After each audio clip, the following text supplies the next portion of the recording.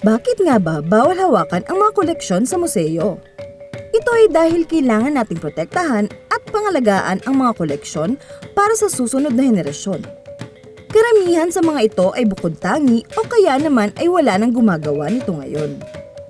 Pero huwag kang mag-alala dahil mayroon kaming inilaan na lugar kung saan pwede kang matuto habang naglalaro.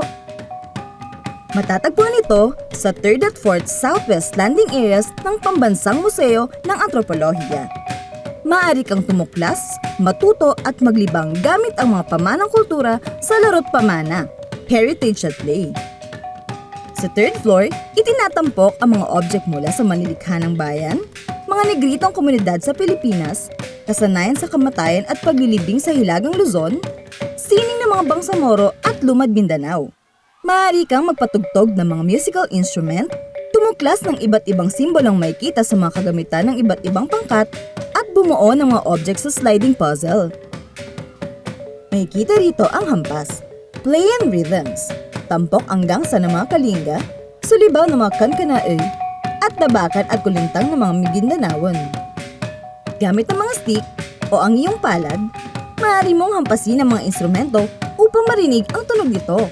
Gamitin ang maiksing stick para sa gangsa, ang mahabang stick para sa kulintang, ang payat na patpat para sa dabakan, at ang iyong mga palad para sa sulibaw.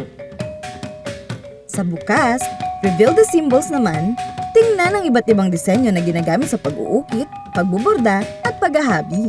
Pakiramdaman ang bawat kayarian ng mga simbolo at buksan ang kahon upang malaman kung ano ang kahulugan ng mga ito. Nariyan din ang hanay, align the squares, na itinatampok ang mga kagamitan ng mga Ifugao, Aita, Bukidnon at Maranao. Gamit ang iyong mga kamay, ihanay ang mga parisukat upang mabuo ang object. Mayroon ding mga activity sheets katulad ng bookmarks, word search puzzles, at connect the dots na maaaring iuwi at sagutan sa inyong mga tahanan.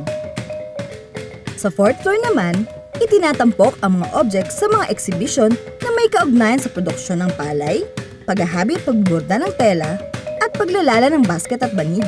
Dito, masusubukan mo maghabi at mahawakan ng mga materyales na ginagamit sa paggawa ng mga pang-araw-araw na kagamitan tulad ng damit, bag at sombrero. Mayroon ding cube puzzle na mabubuo ang larawan ng object. Halina't subukang maghabi. Sa habi, weave the patterns, kung saan tampok ang ilan sa mga pattern na ginagamit sa paghahabi ng basket at banig. Galawin ang mga garter at sundan ang pattern na nasa gilid. Nais mo bang mahawakan ang mga materyales na ginagamit sa paglalala ng tela, banig at basket? Sa ikot, craft from nature, maaari mong hawakan ng mga ito. At hindi lang yan. Pwede mo ikutin ang bilog na lalagyan nito upang itugma sa produktong magagawa mula rito. Huwag rin kalimutan ang pihit, unfold the object. Tuklasin ang mga object kaugnay ng kultura ng palay at kanilang gamit sa produksyon ng bigas. Ihitin mo pa kaliwa o pa kanan ang mahugis kwadradong kahon para mabuo mo ang object. Excited ka na bang maglibang at matuto? Tara na at bisitahin ang Pambansang Museo ng Antropolohiya.